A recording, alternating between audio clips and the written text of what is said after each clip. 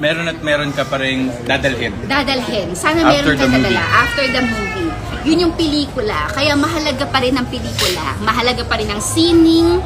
Kahit anumang mangyari sa mundo, kahit maraming shit, mahalaga ang sining kasi kaluluwa natin yun. Kaluluwa natin yun, puso natin yun, na ibinabahagi natin sa mundo at nakikita natin yung sarili natin. Kumbaga, yung mga... nag-lecture na ako kasi lasing na ako. yung mga pelikula direct na ginagawa. Ayan, next naman sabi ni Air Bautista. Sabi niya, so realistic and relatable bilang isang health worker. It's a great film. Actually, kasi may isang part kasi doon sa 5 nung pandemic na tinakal talaga namin. And it's just a representation na lahat kasi tayo na-experience yun eh. Lahat tayo dumaan doon, lahat tayo nagkaroon ng it took a toll sa buhay natin during that time. So, ako naniniwala ako na isa yun sa mga pinaka-paborito kong part. Actually, di ba nung editing, kami ni Nard, shoutout kay Nard, nahirapan kami dun sa part na yun. Kasi, how do you give justice to the whole experience? Di biro yun eh. Tapos, ito lang yung minuto kung kailan mo siya ilalahat, di ba? Pero hindi biro kung paano tayo binago. Lahat tayo binago ng pandemya, nagkaroon tayo ng ibang perspective, even our movie watching experience is different. And the challenge is, yung ganun kalaking global event, paano ito makaka-apekto sa relasyon, sa pag-ibig.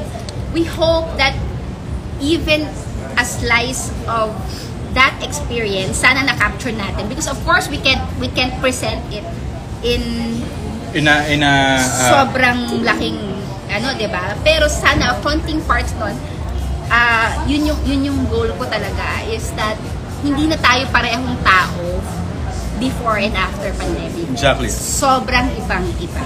And Lance journey, ang laki ng ginawa kay Lance ng pandemic, diba?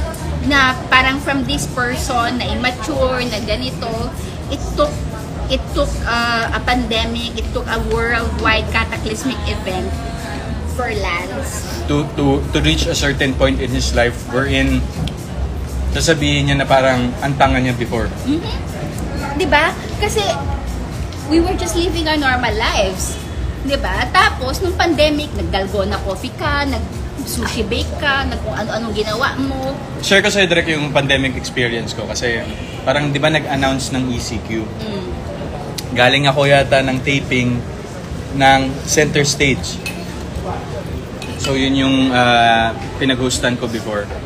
Yung effect niya kasi parang zombie apocalypse, diba? So parang walang tao sa kalsada. Nagpapanik na yung mga tao sa grocery. Tawag na ako ng tawag sa bahay namin sa Laguna noon kung ano na, nakabili ba ng ganito, nakabili ng ganyan.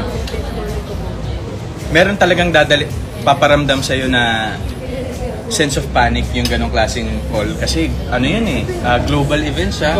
Hindi tayo ligtas. Tapos yun, parang it was also, at first I thought it was a good rest for me. Kasi parang 24/7 ako nagwo-work for the past 5-6 years of my life. Na-reset ka kumbaga. Na-reset ako. Kaya yung first month, na-appreciate ko pa siya. Pero afterwards, nung magsa-second to third na, medyo may pitik na dito. Yun din naman yung, mauna na daw si Tay Clamor kasi nanay siya. Ang ating DOP, si Direk Tay, magpapaalam, matutulog na yung anak. Siya po ang nagpaganda at nagpapogi sa amin. First anak ko ngayon eh. Pero hindi po siya uminom. Hindi uminom yung baby, yung nanay lang yung uminom. Pero yun yung ginawa talaga ng pandemic. Yung naging aware ka bigla sa mundo. Na akala mo, ako lang to, ito lang yung mga goals ko. Tapos biglang saka yung mga tinitake for granted nating bagay. Yun nag-matter. At saka yung experience ng lahat na naging, shit, ang hirap, hindi tayo pare-pareho ng experience Para sa iba, ganito, reset siya, para sa ganito. Pero sa iba, nahirapan sila. Syempre, totoong mahirap. Mahirap maging mahirap. Tapos, ito yung pandemya, ibabagsak ka talaga niya. Pero, sa ating lahat, sana lang, 'di ba, sa laki ng mundo, ang natutunan ko sa pandemic at natutunan din ni Lance sa pelikula ay hindi tayo nabubuhay na mag-isa. Exactly. We can still care. Hindi tayo nabubuhay mag-isa. Kailangan natin ng ibang tao. Kailangan natin mag-care sa mas malaking mundo. Kailangan natin mag-care sa... Kumbaga yung cliche man na no man is an island, direct. Yung sinasabi nga natin, di ba nung press con nga, sabi ko, akala ko kaya ko mag-isa. Hindi mo kaya mag-isa. Hindi siya totoo. Somehow, one way or another, hahabulin ka ng emotion na yan. Mahirap maging tao. Ang pinakamalungkot ay ang malungkot na tao. Kaya, si Kane, bigyan mo kay Kane. Kane, pahingi pa ng panibagong alak. Yes, Kane. Yan, cheers. Thursday. Yes, ba't umalis Dia? Thursday. Ano pa yung mga next comment? Next comment, sabi ni Bye Fern.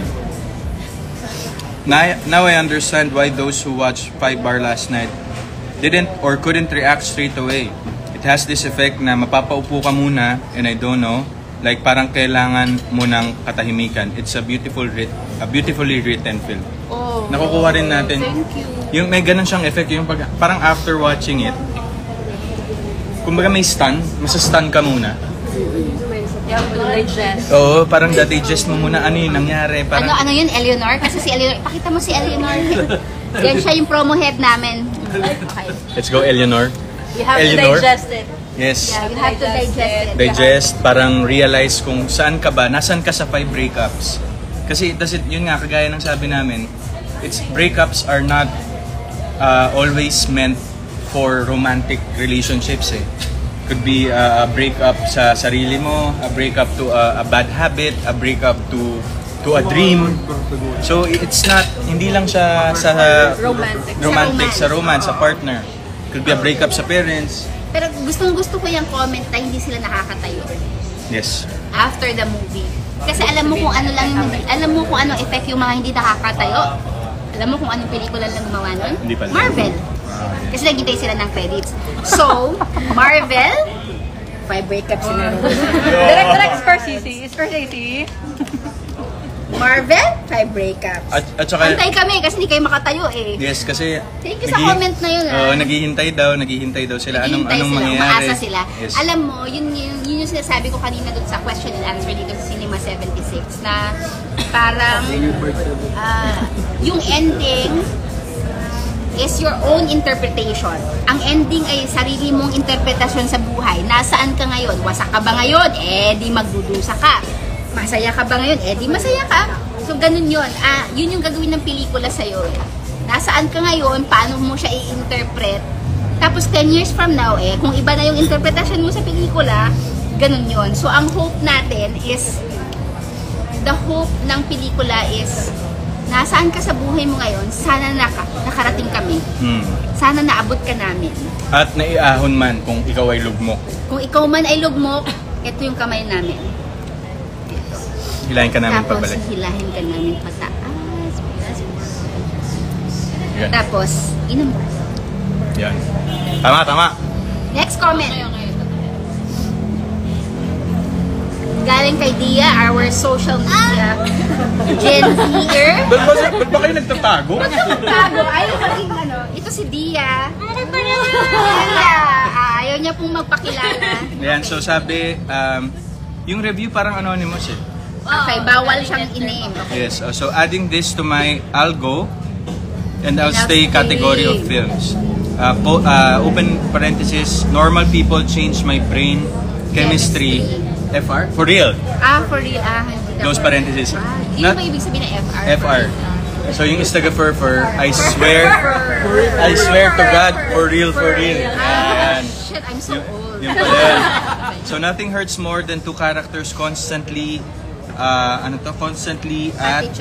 each other's orbits. Always tethered regardless of how far and close. Tethered? Wow, ang grabe, lalim. lalim yung tethered. Tethered. Google ko nga yun. Yes, Okay. far and close they get. Tethered. Yan, but beautiful screenplay and very well acted by the leads. Yay. Most especially Alden when his character expressed how small he felt with his academic failures. I felt so seen. Oh, Potayawa. Ayun, bad word. Bad word. Hindi, alam ko yung potayawa, yawa. Yawa man na, uy. Okay, Bisaya pang gutunda ko. Thank you for that comment. Anonymous. Sabi niya, anonymous, pero he felt seen. Yun naman yun. Alam mo, ang isang achievement, ako for me as a director and writer, ang isang achievement, despite of whatever the world says, meron lang ako isang taong matouch, tapos na ako. Usap, Maestro Campo, direct watching. Hoy, Miles, halika na rito. Kanina ko pa siya ka-text. Ayaw niyang pumunta here. Kasi sobrang siyang affected sa movie. Tagasan ba siya? Hindi ko alam kung tagasan siya, pero shout out, Miles. Pumunta ka here kasi fucker ka. Ang dami niyang gustong i-share sa akin about her experience. Yes. So may nagtanong direct si Kajal, 19, sabi niya, is it going to be available on OTTs? Actually, pwedeng on cinemas muna. yes, no? actually, Kasi, binubuhat natin. I mean, tumutulong tayo ngayon. Tumutulong tayo kasi merong tinatawag na ekonomiya. Ekonomiya ng pagpipelikula. So, yung OTT, alam kong very convenient siya. Alam ko, I love Netflix, I love Prime Video, I love the experience of it. Pero iba pa rin siya sa sinihan. So, if it is going to be available there on those platforms, hopefully, eventually, pero hindi agad. Kasi ang gusto nating sabihin ay, please watch us in the cinemas. And then, so we can be available in OTTs later on in life. Pero, iba pa rin sa sinihan. Ang binabalik natin ay kultura ng panonood sa sinihan na pwede mong sabihin, ganyan. Pwede mong sapakin yung kasuma, katabi mo, o pwede mo siyang yakapin, ganyan. Inggit kayo lahat kasi nayakap ko. Dami ng inggitero ngayon. Yes, Tapos nag-kiss ko pa. Lahat ng inggit kayo, ano? Lahat ng mga pwede nyong ma-experience na pwede nyong i-share, Inggit sila. na pwede nyong i-share,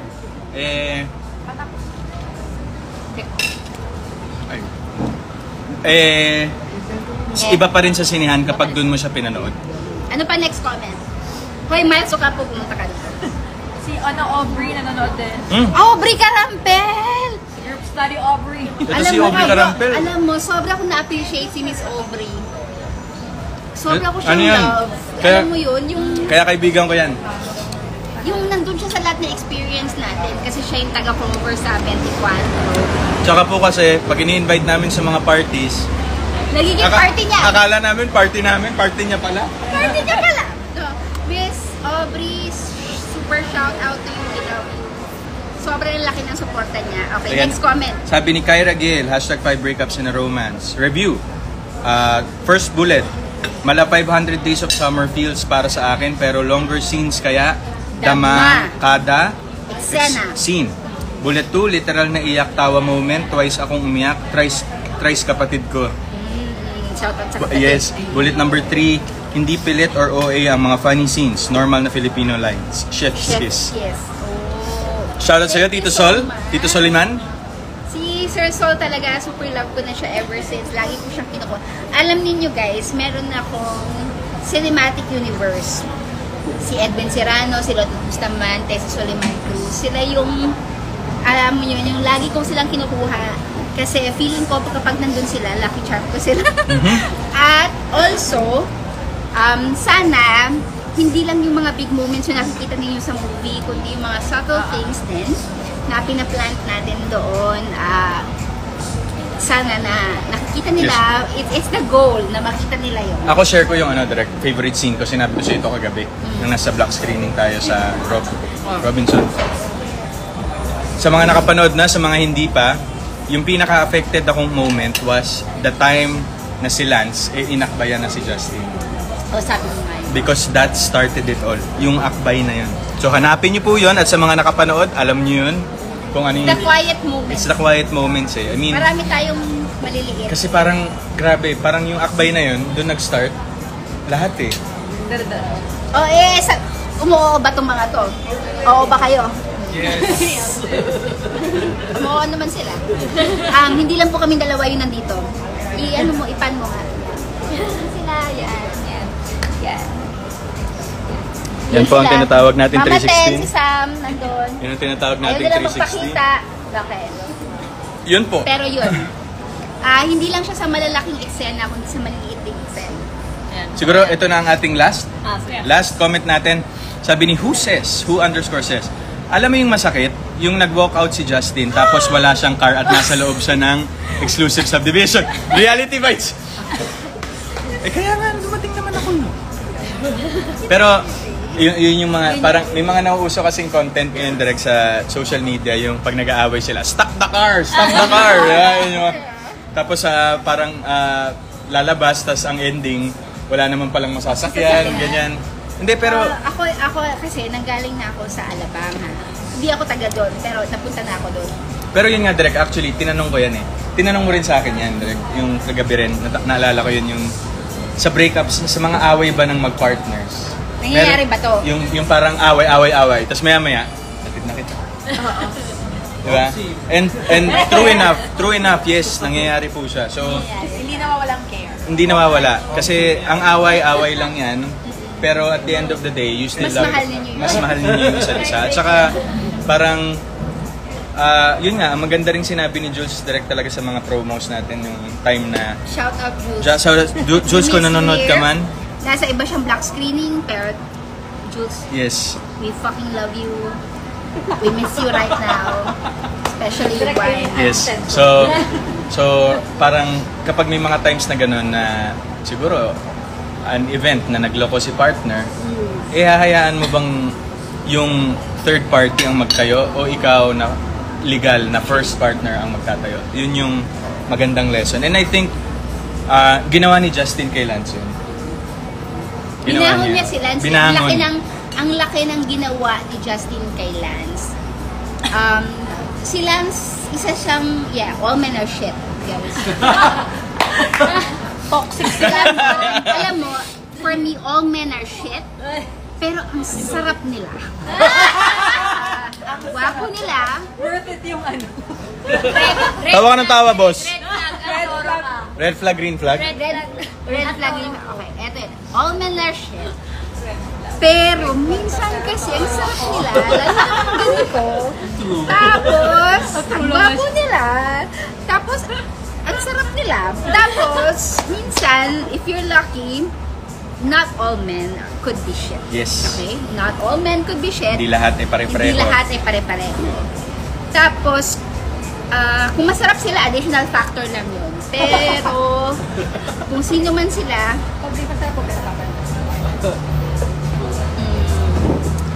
nasa sa iyo na yun, yun yung hindi pa nare-reveal sa pelikula or sa promo na parang yung sa For Me Alden Yes, sa pagkababae na parang we women can stand on our own, pero hindi tayo yung parang bullshit feminist ganyan. Yes, okay, we can stand on our own. Yes, May laban. may laban talaga At tayo. actually, May laban. parang isa sa mga strong messages din ng film is women empowerment. Yes, women empowerment. Justin is who she is. And what made her stronger is her experience. Her experience with Lance and ganun. We should not be defined by men. Pero ito lang yung sasabihin ko sa mga kalalakihan na. Yes, masarap kayo. Okay, stay kasi masarap kayo. Lalo na kung ganito ka-cute. Panis. Masarap. So yun guys, actually Tama na. Oo, biglaan to. Parang andito lang kami sa isang black screening, we're entertaining people who want to see our film and to thank them personally and to entertain. Thank you yes, guys. to some Our second questions. day. So ito po ang isa sa mga example ng mga surprise visits na ginagawa namin. So stay tuned sa mga sinihan nyo at baka magulat kayo, nandun kami. So 5 breakups in a romance po, now showing in over 242 cinemas nationwide. Pan, sa mga hinalupa. Yan, at Rated PG po kami, so pwede ang buong pamilya. We'll see you sa weekends. And this is Lance and Direk Irene signing off for tonight. Enjoy at magpahinga na po. And we'll see you on cinemas. God bless you guys. God bless you. Friday, Saturday, and Sunday. See you po. Thank See you. you po. Bye-bye.